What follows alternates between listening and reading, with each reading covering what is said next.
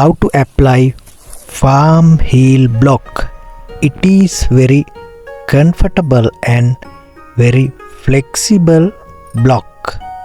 Now you can see how to do farm heel block. It is farm and it is farm's heel. Therefore it is called farm heel block. Now you can see how strong the block is, as well as this block is most powerful block in the martial art, especially Kung Fu art. Now you can see how to apply this block. It is most strong and powerful.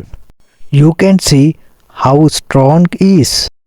When you are applying this block, your opponent's knee damage very badly because of tendon, ligaments, patella point here. These are very sensitive organs in human body. Now you know how to do.